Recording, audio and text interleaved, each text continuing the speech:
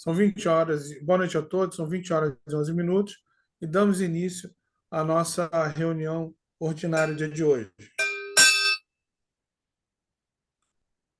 Na tribuna, Harrison Freitas, nesse período exercendo a presidência do Rotary Clube de Nova Iguaçu Leste e presidindo a reunião de hoje, declara aberta a nossa reunião ordinária virtual, segunda reunião virtual deste período.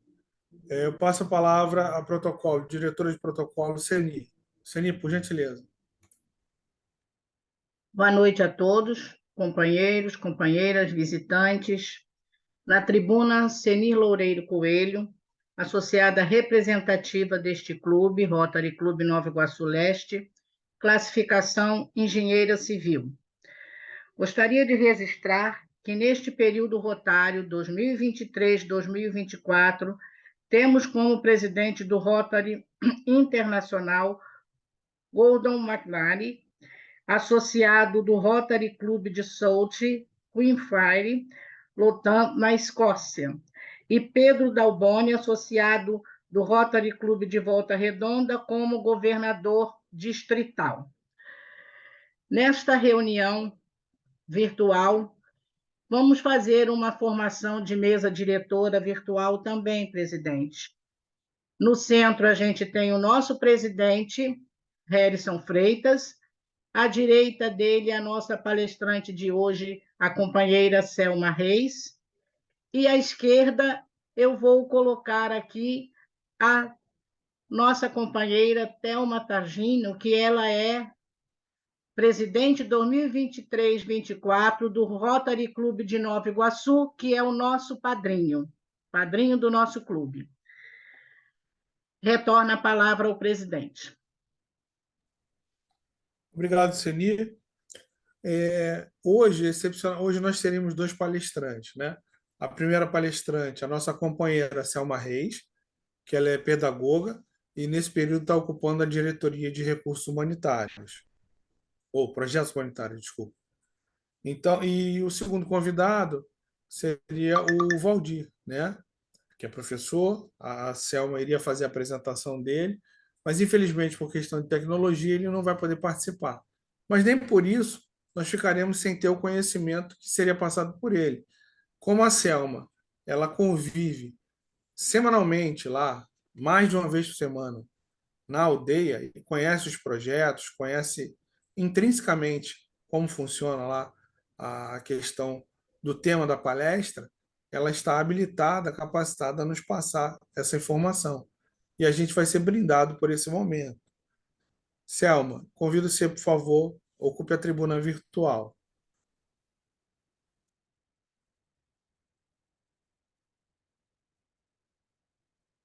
Com vocês nessa noite. Na tribuna virtual, Selma Batista dos Reis, associada representativa desta unidade rotária, classificação pedagoga, ocupando o cargo nesse período de diretora de projetos humanitários.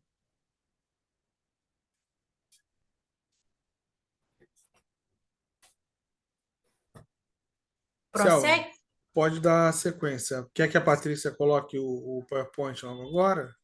Não. Eu posso dar início Tá. nessa nossa palestra de hoje. Aqui a proposta está trazendo um conhecimento, né, dentro dos saberes dos povos originários, né, como uma contribuição de estarmos nos familiarizando com esse mundo, né, dos povos originários, propriamente dito, os indígenas Guarani, no estado do Rio de Janeiro.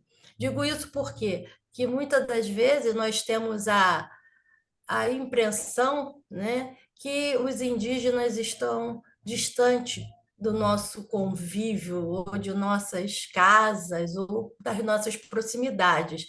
E nós temos aqui, não muito longe de nós, essa população bastante significativa, né, entendendo a necessidade de adquirirmos, né, um conhecimento sobre esse povo que contribuiu e contribui com a sua cultura, com a sua vivência, né? E o respeito incrível ao meio ambiente e a tudo que rege. E a gente está aqui para poder compartilhar um pouco desse conhecimento, dessa pesquisa que estamos fazendo por lá, né? Patrícia, por favor. E também, dentro desse colaborativo, nós vamos estar também trazendo um breve documentário que o Fábio, também, dentro da contribuição, fez por lá, em Bracuí.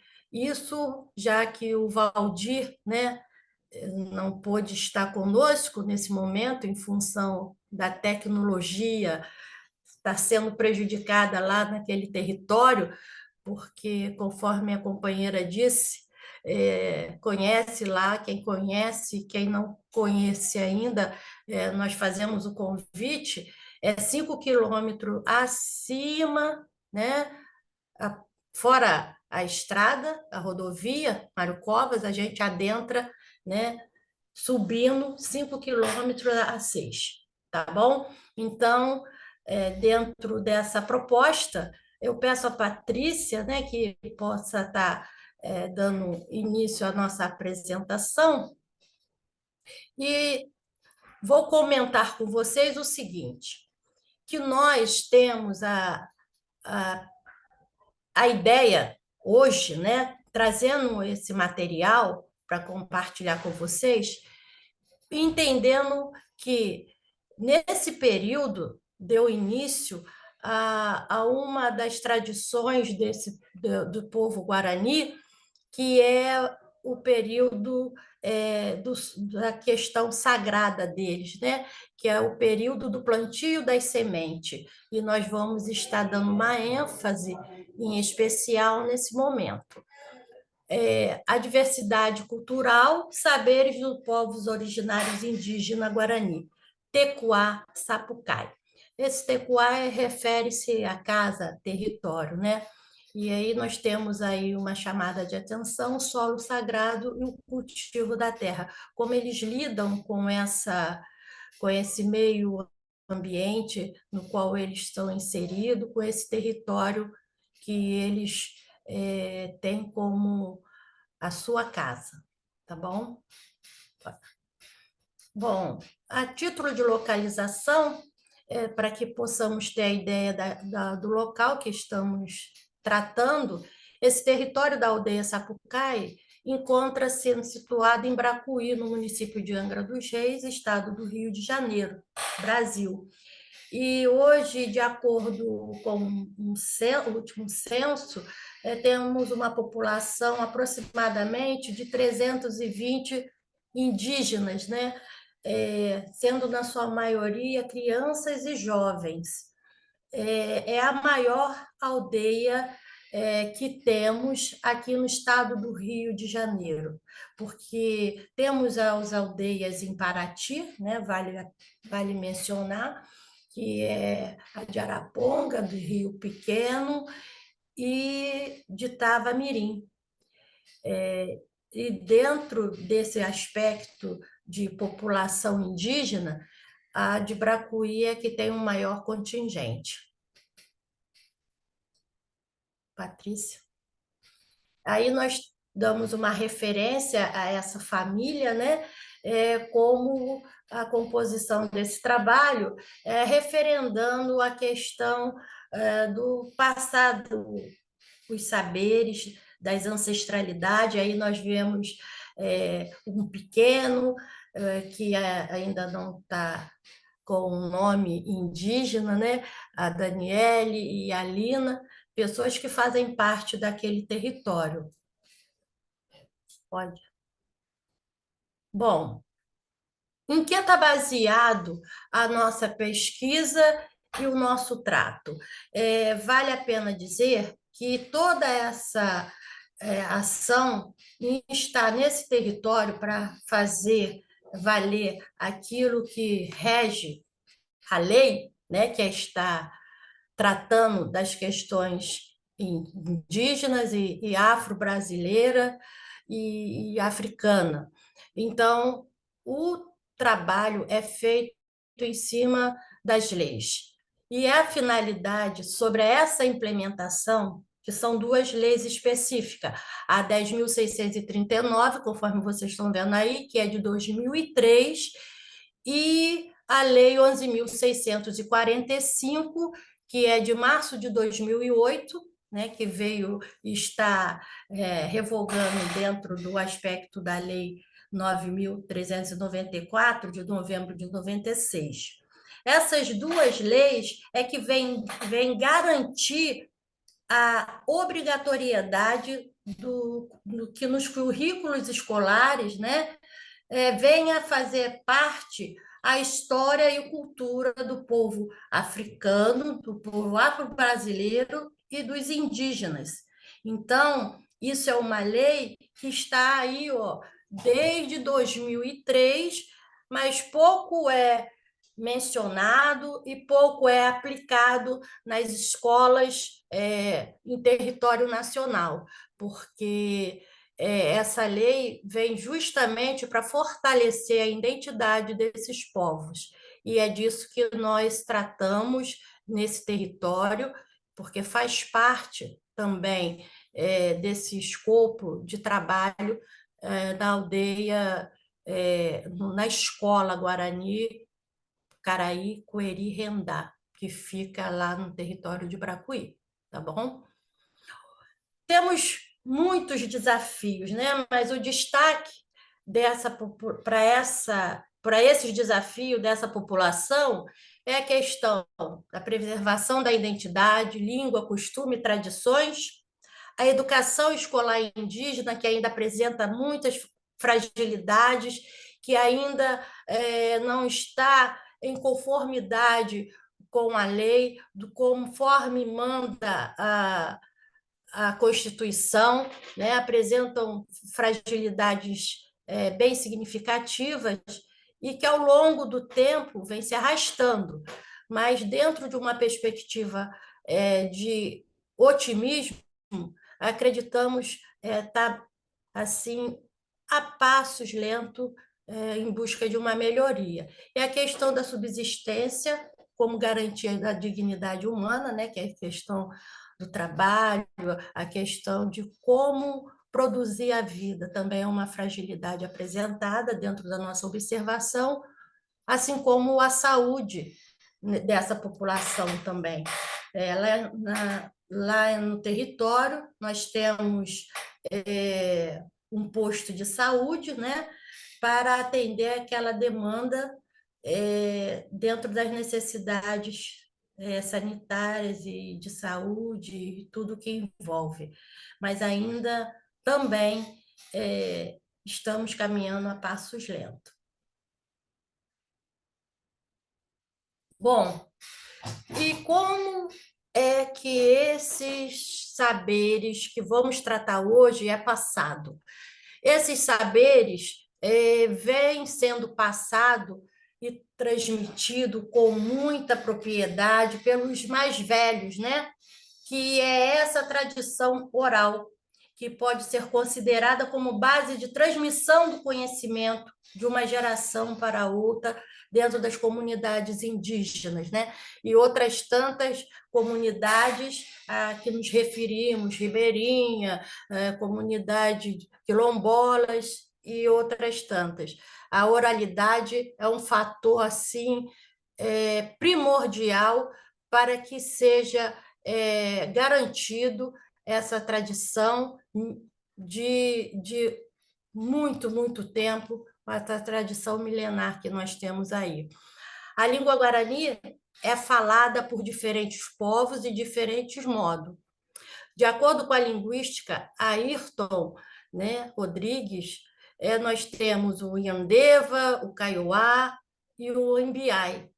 Falam dialetos do idioma guarani, que inclui na família linguística tupi-guarani, no tronco linguístico tupi-guarani. O que isso representa? Nós temos dentro da língua indígena, né, vários troncos linguísticos. Então, o Guarani é o único povo, um povo único, conforme eles costumam dizer, e dentro desse formato, né, de territorialidade, de registro histórico, o povo guarani pode ser dito que tem essas nuances no seu tronco linguístico. E aqui dentro do estado do Rio de Janeiro, nós trabalhamos com o tronco linguístico Imbiai, que é basicamente o pessoal que está em Paraty, e o Yandeva, né? Também lá em Paraty temos essa representação linguística. E o Guarani, que é o trato lá da aldeia Sapucaí, tá bom? Aí nós vamos ver como, dentro dessa configuração de ancestralidade, de passar o saber, o conhecimento de pais para filho, vocês podem observar nessa imagem que aí nós temos esses são os avós, né, dessas crianças e aqueles que são acolhidos também de forma de respeito, né, que é uma coisa evidente e muito séria dentro dessa cultura, né, que os mais velhos têm assim uma valorização muito grande. E aí vocês veem aí que nesse trato eles estão colhendo aí a melancia, né? Que aí foram esses mais velhos, como eles usam, né, o termo, que ensinam essas crianças todo o tempo todo, que estão em volta deles para estar aprendendo cada dia, né, de uma forma diferente, todo o saber e conhecimento que eles podem estar passando, tudo isso de uma forma bem natural. E aí nós também, a título de mostragem, para que vocês possam perceber, nós temos esse trato com o plantio, né? Tudo isso eles passam para as crianças. Aí nós temos a palmeira, palmeira Jussara também, e temos a pupunha, temos o açaí, nós temos o palmito, Jussara, e tudo isso é que eles vão preparando para plantio, para renovar e preservar o meio ambiente, a mata nos qual eles convivem e vivem. Bastante interessante. Aí, como diz o subtítulo aí, nós temos o Somos Diversos. E aí a gente volta um pouco na questão da lei, né? Porque lá atrás a gente falou sobre tem duas leis, mas por que isso? Então, a LDB, na criação de mecanismo que veio favorecer a educação da sociedade brasileira para que houvesse uma melhor compreensão das relações étnico-raciais com vista à eliminação do racismo e das suas diferentes acepções, que é a Lei 10.639, né? E a promulgação da Constituição Brasileira, que foi em 1988, que assegurou aos povos indígenas o direito à educação escolar diferenciada. Esta acontece pelo acesso e conhecimento universais, pelo uso da língua materna e pela valorização do conhecimento e práticas tradicionais dos povos indígenas. Bom, tudo isso é para que seja referendado e reforçado a necessidade dessas ferramentas que são as leis, essas duas leis, a 10.639 e a 11.645, na garantia de trazer para o nosso convívio a questão da cultura e tradição desses povos. Aí a gente já volta na questão dos costumes, né? Conforme a gente tratou do plantio que está lá. Aí vocês veem aí essa família à mesa, sempre vai ter criança e jovem por perto. E você vê essa tigelinha aí com essas larvas, né? Que eles comem naturalmente, né? Que são extraídas da palha de um coco, né? E é proteína pura. Mesmo eles se mexendo assim, eles pegam, botam na boca sem menor problema. E achamos interessante também estar trazendo essa informação, né? Porque a nossa criança vai ficar com medo ou vai ter. Não, não. Eles tratam tudo com muita naturalidade e manda para dentro, até porque a alimentação deles não é assim como a nossa, né? Então, isso chama também muita atenção, e quando a gente costuma mostrar isso em outros ambientes, eles ficam meio assim, né? Mas é cultura que deve ser respeitada, sempre compartilhada, para que nós tenhamos essa consciência que outras culturas são tão belas e importantes quanto a nossa, né? Bom, o rito de fé. Essa parte também, o Valdir estaria falando, né? Que o rito de fé retrata a questão da festividade, que eles têm assim um período, né, de recolhimento, e depois eles saem daquele recolhimento e passa assim como aflorando, né? Então, isso é interessante que saibamos, é que durante essas festividades, na casa de reza, durante a noite, geralmente são entoados cantos de cura, apresentação de corais que louvam Yanderu. O Yanderu é o deus deles, né? Do povo guarani. Ele recebe esse nome, né?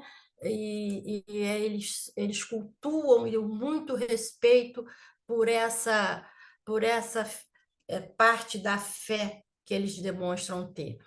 E nesse momento desses ritos, eles benzem, né, as sementes, né, para que possa estar sendo abençoadas, né, por Anderu, e no seu momento de plantio, né, seja próspera, né, todo aquele trabalho. Essa aí é a representação da casa de reza, onde tudo acontece ali, e ela é toda fechada assim, dessa forma, feita de estuque, né?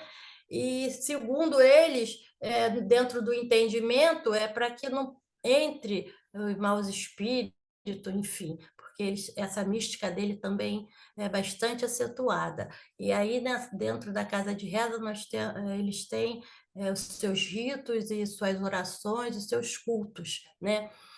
Aqui, dentro da formatação, né, de conhecimento, de saberes, passando de pai para filho, nós vemos esse indígena que ensina a esses seus netos a questão de armar as armadilhas, né, onde eles pegam somente e utilizam em período propício. Eles não caçam fora de época, ou comem, ou utiliza da carne dos alimentos dessas caças de forma assim aleatória.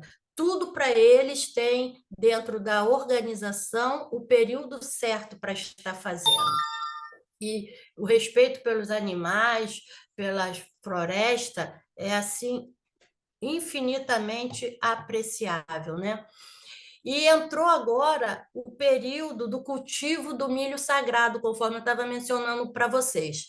Esse período, hoje eles começaram um plantio, né? Porque a festa do milho sagrado, que eles chamam de Avaxi, simboliza a soberania alimentar e a resistência dos povos Guarani e Mbiai e outros povos Guarani, né? Aqui foi a citação em Mbiai, mas são todos os Guarani, eles processam o mesmo rito, né? Dentro dessa celebração que ocorre nos meses de janeiro e julho, data que eles costumam estar com essa festividade. Aí vocês veem as crianças, mais uma vez, participando do arado ali, da questão do trabalho, de estar envolvido com as plantas, envolvido com a preparação do solo. Eles fazem isso desde novos. E por isso cria aquele amor, aquele respeito por tudo que vem da natureza. Porque para eles tudo gira em torno disso. E aí vocês podem estar observando desse lado essa coloração dos milhos, né? Porque são assim, uma infinidade de coloração desses grãos que você fica, nossa, que coisa linda, né? E eles costumam armazenar de forma assim organizada para que quando apresentar em Anderú dentro das cerimônias, né, do milho, eles depois levam para o plantio, onde acontece toda aquela festa, e também tem os batismos, né? Essa parte que também o Valdir estaria explorando, né, mais um pouco, mas, de qualquer forma, eu já presenciei, né, e por estar naquele território, esse período, a gente sabe que está acontecendo isso. E aí vocês vão ver que o forte também dessa cultura é o artesanato, como eles trabalham o artesanato, já que eles vivem, né, da agricultura, da pesca do fazer artesanal.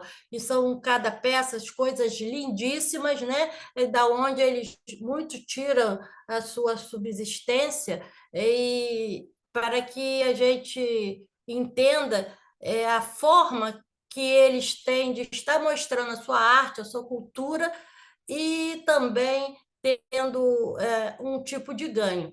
E vocês podem observar, mais uma vez, eu chamo a atenção para isso, que sempre tem criança perto de um adulto, perto de um mais velho, né? Isso representa esse legado que deixam, né? Que por isso até a importância de estar dentro dessa tradição, dentro desse fazer que eles possuem.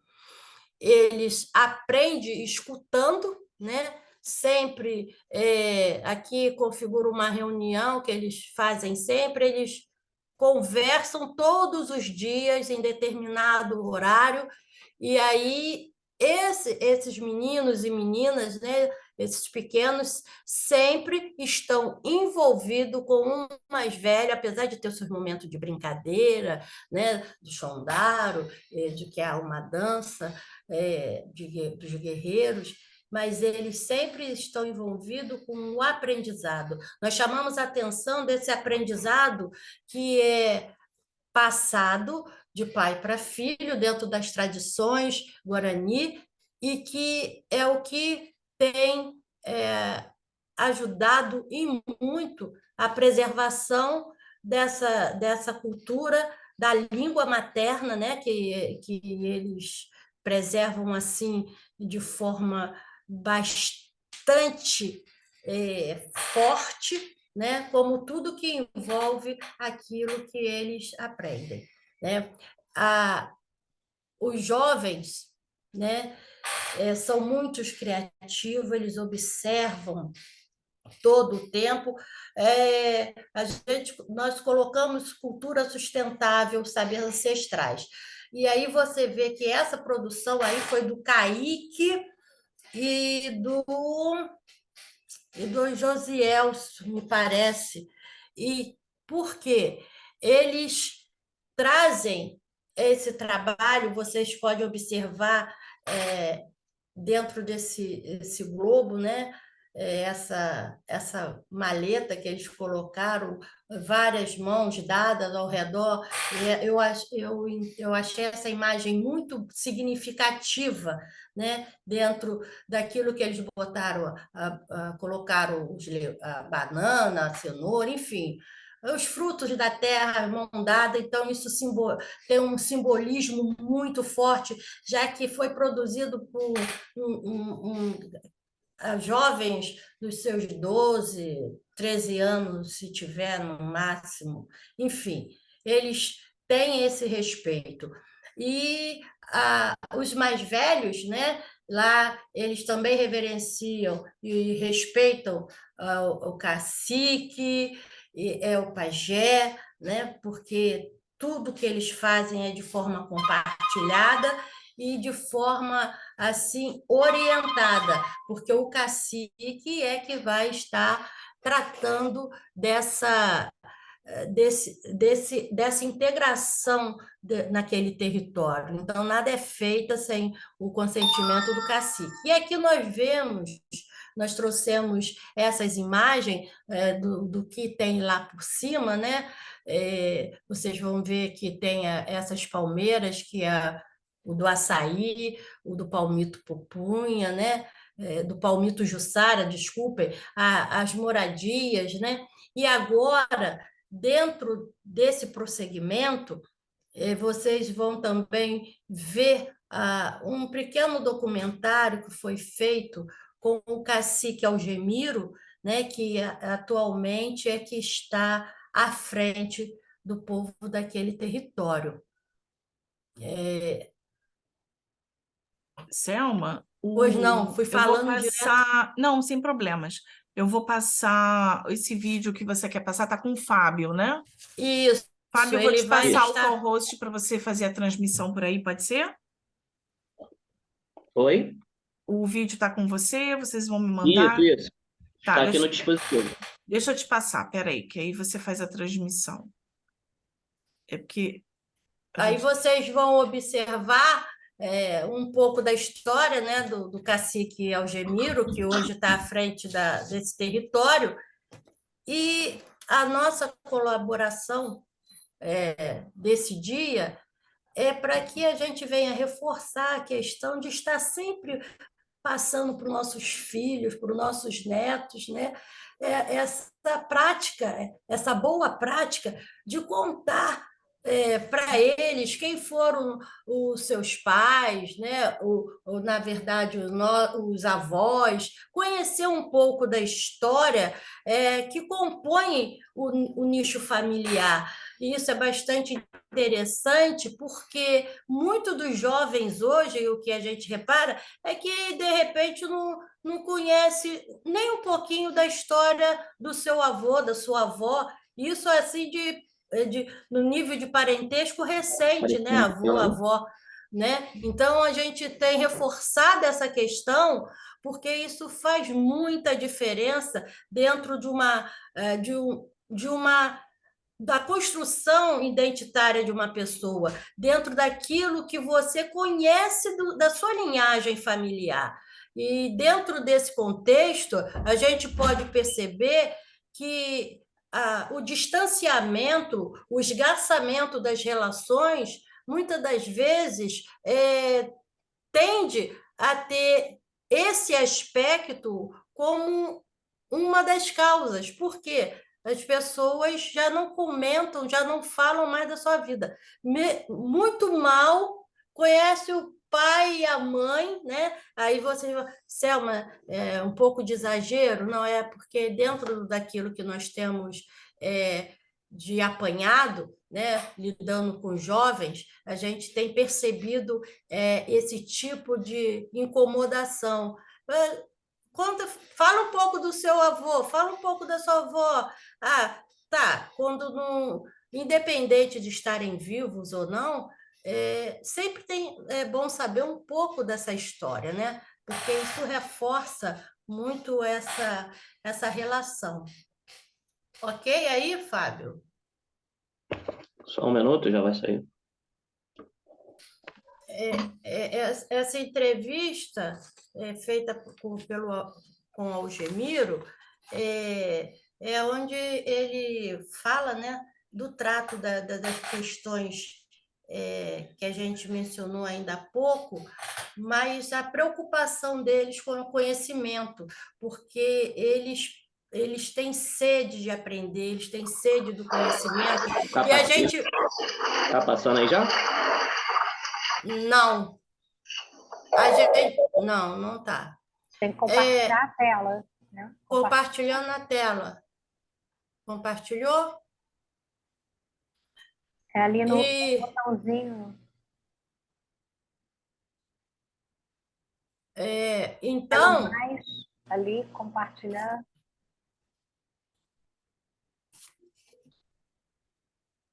O sinal do Fábio caiu. caiu? Uhum. Então, dando sequência enquanto ele... Selma, Oi. a gente pode fazer o seguinte, a gente pode abrir para perguntas, enquanto ele Sim. organiza o sinal dele, e a gente fecha com o vídeo. O que você acha? Pode ser, tá adequado. ser? Pode. Tem, mas é que o vídeo não tá. Teu vídeo tá com você ou tá só com ele? Não, eu até... Ele tá entrando agora, peraí. Deixa eu ver se ele saiu para tentar melhorar alguma questão tecnológica. Porque nós Eu temos tive que fazer isso no começo, né?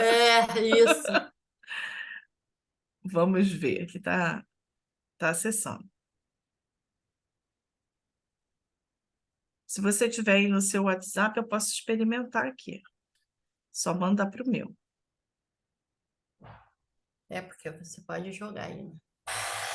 Bom, então, gente, espero que vocês tenham apreciado, né, essas pequenas informações de compartilhamento desses saberes, porque ao longo, né, nós temos bastante material que possa estar sendo, em outro momento, vinculado, quem tiver o interesse de conhecer, de saber alguma dessas coisas do território guarani, né? Hoje nós lá temos um colégio estadual que trabalha o ensino fundamental e Fundamental 1 e 2, né? Temos o magistério indígena também, trabalhando para a preparação de professores, que isso ainda é uma precariedade no estado do Rio de Janeiro, em outras... Passa para a Patrícia, me joga para mim aqui, porque é o compartilhar... Enquanto acertou, Fábio? É porque eu tô como anfitrião. Eu caiu. Porque você caiu, tá? Desculpe. Eu me distraí, é verdade, Fábio. Bom, enquanto vocês vão ajustando aí, eu quero agradecer a Selma aí pela apresentação desse conhecimento aí para nós. Patrícia, Marlene, eu acho que foi também. Nós já tivemos a oportunidade, a Ingrid, que é Rotarate, e outros Rotarates tiveram a oportunidade de visitar, não essa aldeia, que é lá em cima, né? Nós tivemos ali em Paraty-Mirim, não é isso, Selma? Paraty-Mirim, lá em Paraty-Mirim, Paraty. na aldeia que fica logo ali na estrada, na beira da estrada. Foi Itavamirim. Isso. Aí nós estamos nos preparando para subir o morro, né? Subir a serra lá, porque é negócio de 5 quilômetros subir, então não é qualquer carro que sobe, então a gente vai se ajeitar para ir. Vai ser... acredito que vai ser bastante interessante para esse jovem. Ô, Fábio, se você jogar pro meu WhatsApp, será que vai? Vai ficar pesado. É pesado, né? Mas o Valdir, né, dentro dessa... Tem perguntas? Então, eu quis que eu ia falar. Algum companheiro quer fazer alguma pergunta? Tem interesse em falar alguma coisa? Eu quero só mostrar aqui, ó, que eu ainda tenho, ó, aqui, ó, daquela, tá vendo, ó? Patrícia também Meu tem um pau colar de aqui. chuva aí. Tá Patrícia. vendo? Eu ainda tenho daquela época que nós fomos lá, tenho guardado aqui, uso de vez Olha, em que quando, é muito beleza. bonito, adoro. Eles fazem trabalhos assim maravilhosos. É muito bonito isso aqui, ó. Tem como fonte de informação, também tem aquilo que é feito pelas mulheres, né? E aquilo que é feito pelos homens, né? Os bichinhos, por exemplo, talhado na madeira, isso é um trabalho artesanal dos homens. né? Já as mulheres. Espera aí. Desculpa, Selma. Nós temos a pergunta da companheira Sandra, lá do Rotary Rio de Janeiro, Rotary Clube do Rio de Janeiro. Pode falar, Sandra, por favor. Oi. A minha pergunta é o seguinte, deixa eu baixar minha mão aqui para perguntar. São algumas perguntas, na verdade. Eu tinha algumas curiosidades. São curiosidades. A aldeia já é instalada de uma forma, vamos dizer assim, eles já são proprietários do território, é uma coisa que já está com eles há muito tempo, é oficial. Como é que está a situação? A questão da territorialidade, É. né? Se eles já têm posse daquilo que já era deles mesmo, é isso? Se eles têm oficialmente. Isso. Uma curiosidade que eu tenho, porque muitas vezes acontece que não tem, ou a gente não sabe como é que é. Não. Como é que tá Eu penso que ele já tem a posse daquelas terras, né? Já é de pertencimento àquele território deles, né? Pela época que ali chegaram, né? Foi os primeiros anciões que ali chegaram, né? Para estabelecer esse território e pelo que eu sei já é de pertencimento deles. Já é regularizado, né? Já é regularizado. Aqui ainda estava na pendência, mas também, por esses tempos agora, já estão resolvendo a situação, era da aldeia de Rio Pequeno, né, que ainda tinha suas fragilidades da propriedade. Aí uma outra pergunta, então. Você comentou que eles têm escolas lá, né? Tem uma escola. E essa escola, os professores que dão aula nessa escola são professores da própria região, são os próprios indígenas, são pessoas de fora. Como é que é essa relação?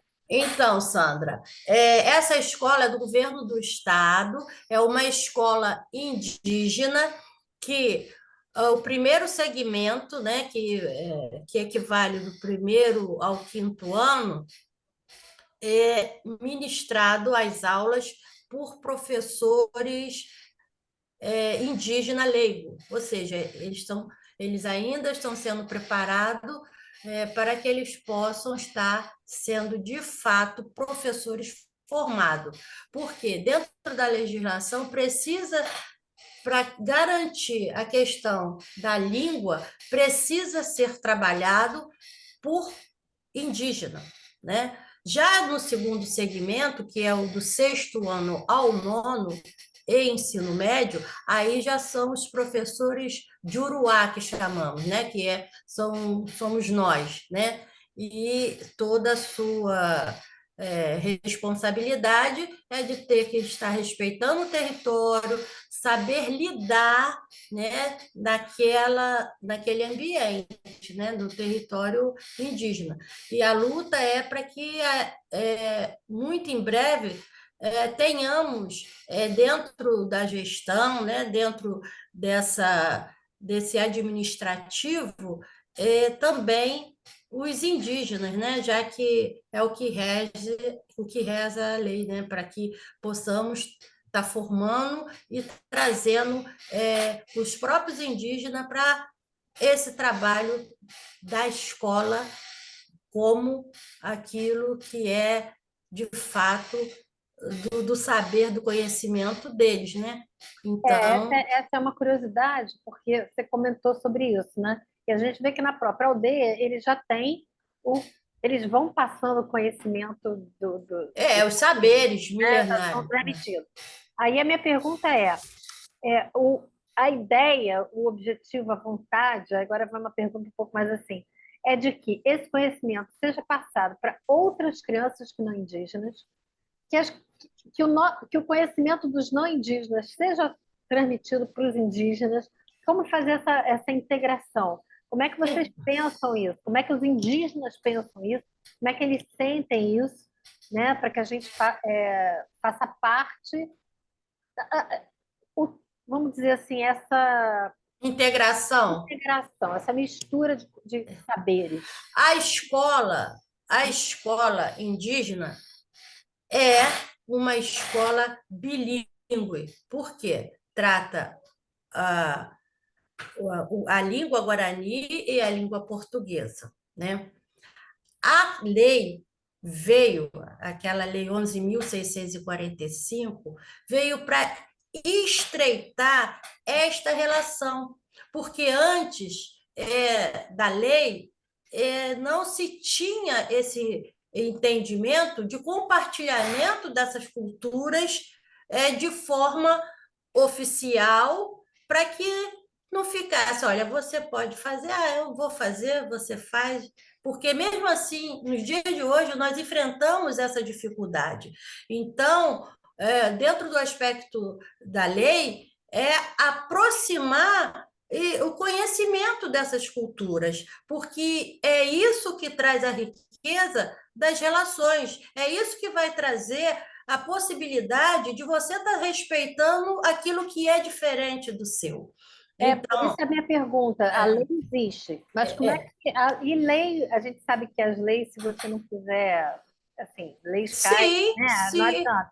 Como é que vocês enxergam que seria feita, como é que vocês que estão envolvidos na comunidade, como é que vocês enxergam que poderia ser feita, independente da lei, essa integração de saberes? Essa é uma curiosidade que eu tinha. Deixa eu tentar dar uma ajudada aí nessa pergunta da Sandra.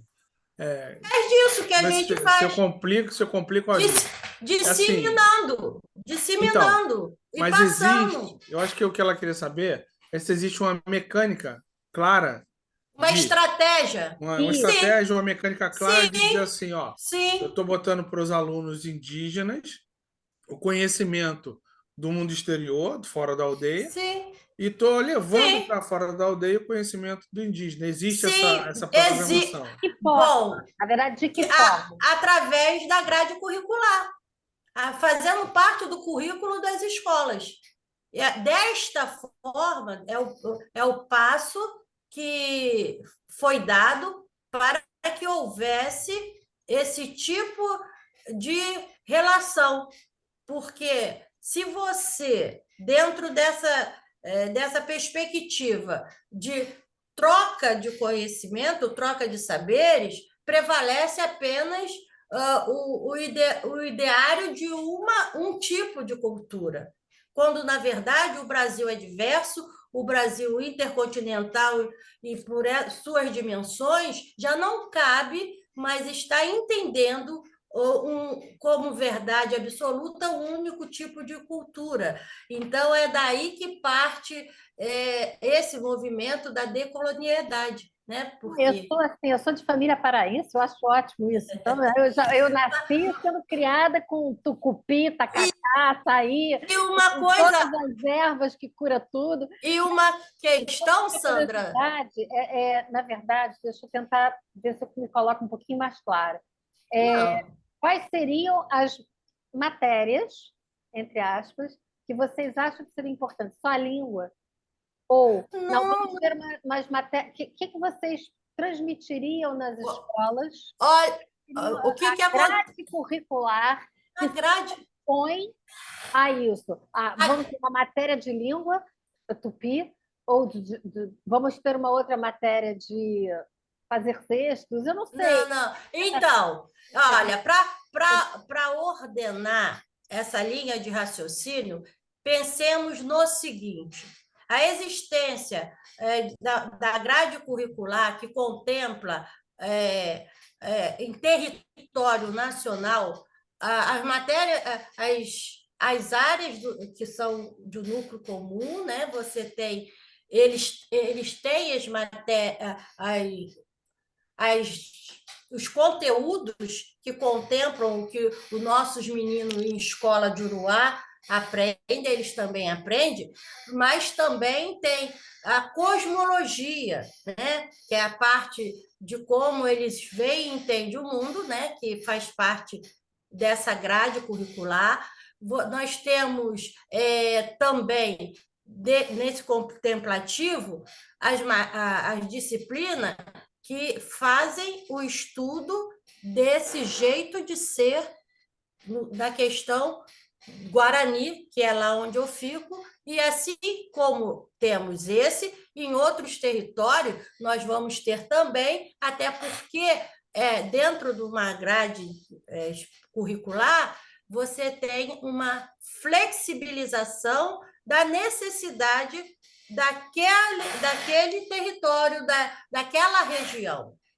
Então, eu não sei se estou sendo clara, a gente não trabalha assim, isso aqui dá, isso aqui não pode dar. Não, a gente tem o que é de legal dentro da Lei de Diretrizes e Base, que contempla todas as escolas, independente de ser indígena ou não, mas também contempla o aprendizado necessário dessas comunidades. Assim Deixa eu fazer uma colocação aqui, só porque senão a gente vai se estender muito. O tema é bom de falar, é interessante, né?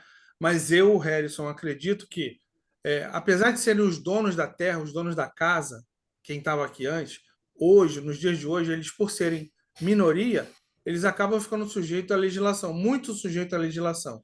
E por mais que haja uma vontade, um empenho das pessoas independentes de quererem trazer uma educação, fazer uma integração de cultura, tem que seguir a questão de grade curricular, tem que seguir a legislação, tudo isso. Tá bom? É porque por ser o nosso país, né, a nossa legislação não deixa de fora, né, os povos originários, os povos que exatamente têm o direcionamento para que esses estejam conforme, porque somos todos cidadãos brasileiros. Então, nós temos que ter esse cuidado, por isso, das leis de diretrizes e bases, dos parâmetros curriculares, que é um outro momento, pode estar sendo até melhor colocado, né, para que tenhamos essa compreensão de que existe a escola indígena, na qual é bilíngue, porque contempla os ensinamentos das duas culturas. Perfeito. Resumindo a história. Perfeito. Patrícia, qual é a sua pergunta, por favor? Bom, companheiros, quem me conhece sabe o quanto que eu me emociono com essas questões indígenas, e isso não é uma coisa tão antiga assim na minha vida. É por DNA, mas não por consciência, né? Mas, assim, desde que eu comecei a ter convívio com a Selma, eu tenho me emocionado muito pela visão, pela maneira como as coisas são conduzidas, né? Porque aí você vai se dando conta da tua linha de raciocínio, de quantas coisas acontecem ali do teu lado você não se dá conta. E aqui na sala, nós temos mais de um educador. E um dos papos que eu levei com a Selma era exatamente sobre essa questão de troca, porque na minha família, e aí eu aprendi um termo lindo com a Selma, oralidade. Na minha família, os ensinamentos eram assim, né? Sentado a um círculo, e daí a minha avó explicava como fazer o xarope, o chá, aquilo outro. Tinha o remédio do branco? Tinha. Mas primeiro vinha os chazinhos para ver se eles não resolviam antes de tomar um medicamento, né? E daí, por que eu pedi para perguntar? Porque eu fico imaginando como é que deve ser louco para vocês que trabalham ali do ladinho, né, desse dia a dia dos indígenas, e traçar um paralelo entre como eles conduzem o momento lá de refeição, está trocando experiência, do trabalho está trocando experiência, e a comunicação ali o dia inteiro, fala com um, fala com o outro, troca comunicação aqui e lá.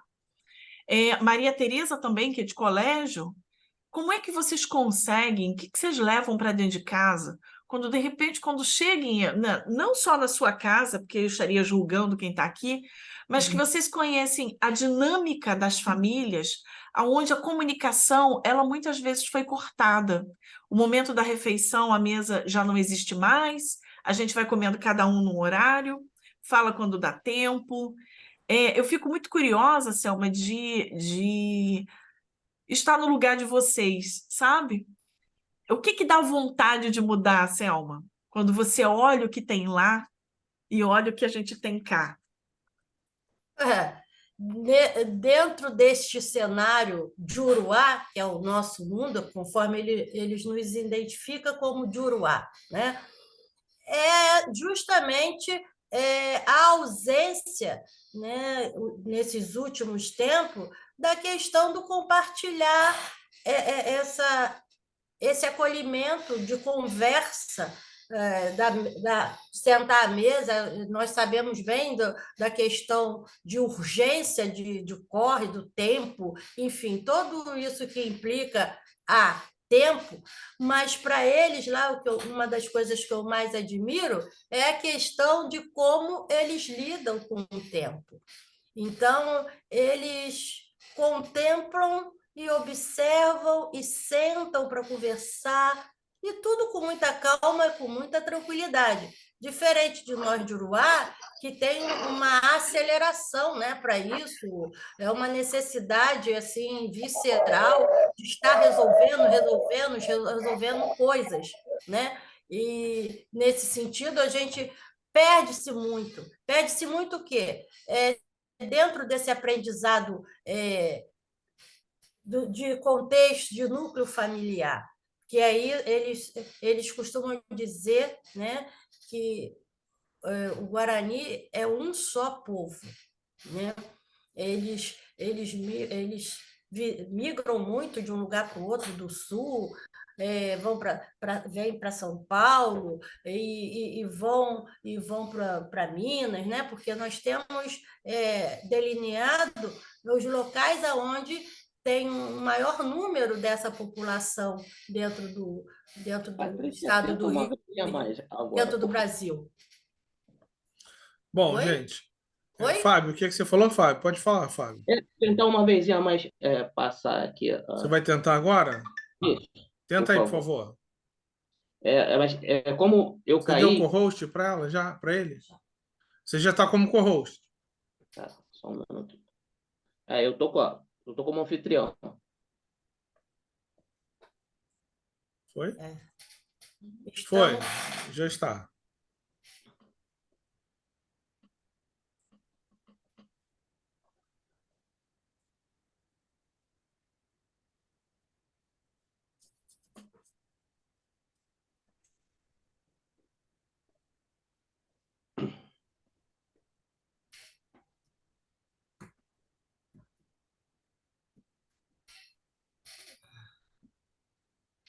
Selma, olha o que eu tenho aqui, ó.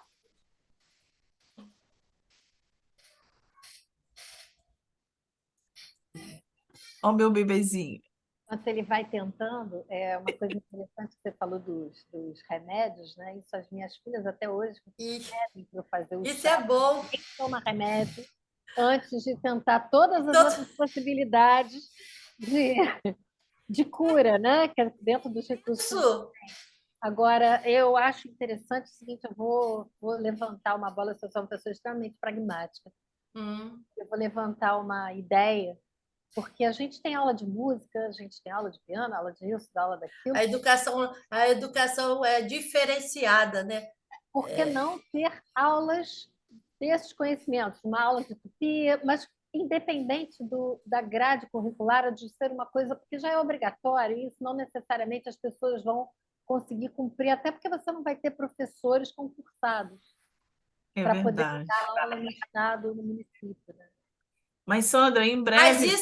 Mas isso, Sandra, desculpa, Patrícia, está cortando, mas isso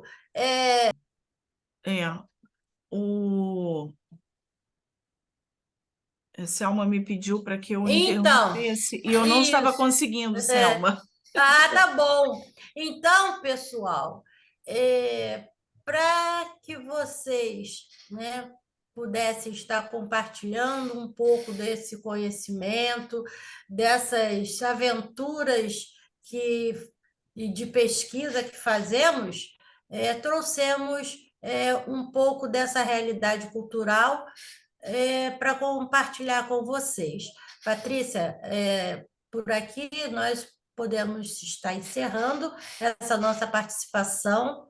Agradeço imensamente a atenção de todos vocês e que possamos refletir sobre essa questão dos povos originários do nosso estado do Rio de Janeiro.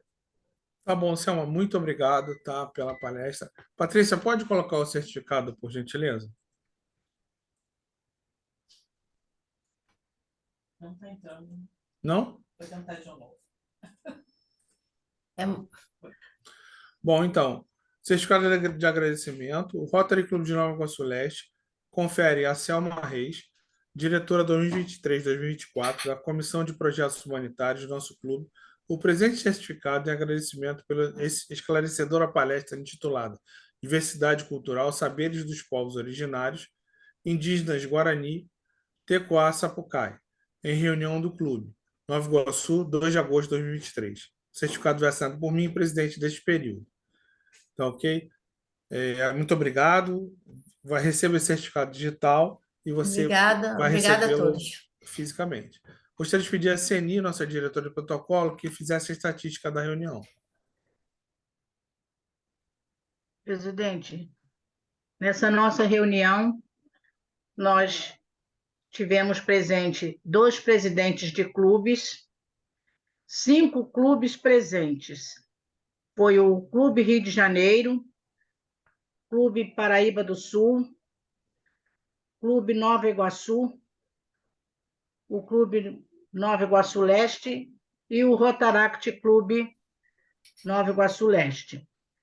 Tivemos 10 rotarianos presentes, 1 Rotaract e 5 convidados. Total, 15 participantes desta reunião. Tá ok, Ceni. Muito obrigado. Eu gostaria de agradecer a presença de todos, tá? Nós temos na sala aí como visitantes o Fábio, a Sônia e a Vivi, como são convidados da Selma, a Rosane, que será nossa associada, estará tomando posse, se tudo tiver certo, tudo der certo, no dia 9, na próxima quarta-feira. Agradeço a presença aí da Sandra, que é do Rotary Clube Rio de Janeiro, né? De vez em quando a gente está lá presente na reunião com vocês, tá? Seja bem-vinda. Vou dar um spoiler para vocês. Na semana que vem, a reunião é presencial, teremos a posse de 2 associados novos, né? E no dia 16, a reunião será virtual. Nós teremos uma palestra que, no meu entendimento, é bem interessante, porque ela fala dos direitos das pessoas portadoras de doenças graves para restituição e para isenção de imposto de renda. Então, nós vamos ter uma palestrante lá do Rio Grande do Sul que vai conversar com a gente sobre esse tema. Tá ok, pessoal? Então, sob o lema Cria Esperança no Mundo, eu declaro encerrada a reunião de hoje e desejo um ótimo fim de noite e um resto de semana para vocês. Boa noite a todos e obrigado. Muito obrigada.